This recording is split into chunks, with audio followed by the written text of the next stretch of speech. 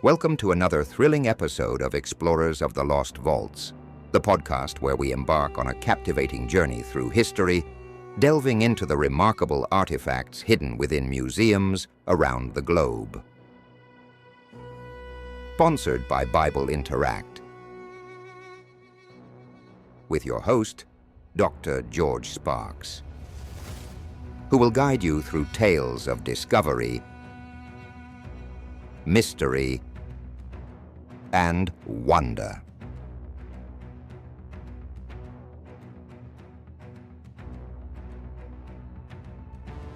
Together, we'll explore the enigmatic realms of museums, revealing the secrets and histories contained within their walls. What treasures lie hidden? What stories do these artifacts have to tell? Buckle up, because this journey is sure to be an exhilarating ride. Now let's dive into the adventure and unlock the mysteries of today's episode.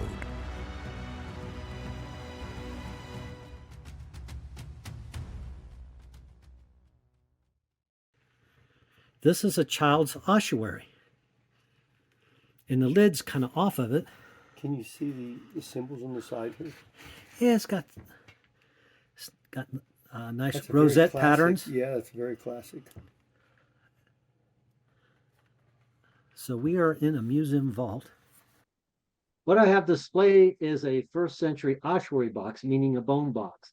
It is during that time period in custom among the Jewish population to let the body decompose and then place the bones into these small boxes, so it actually conserves the space in a family mausoleum. So what do we actually find in a family tomb during that first century? Well, because the bodies are placed there for a year to let the flesh decompose, we have glass perfume bottles to mask the smell of decomposing flesh. Because the tomb is dark, we find lots of first century lamps. This particular lamp is called a Herodian lamp. Third, we can actually find coins. And the reason why we might find coins is there is a scholarly debate that among some of the Sadducees, they also incorporate Hellenistic customs, such as putting a coin under the tongue of the deceased for money to pay the ferryman as they cross the river Styx. And this is a suggestion. Lastly, very rare occasions, extremely rare, artifacts have been found that prove crucifixion. In one case, we have a small ankle bone. And here we have a nail that was driven into the ankle bone but could not be removed.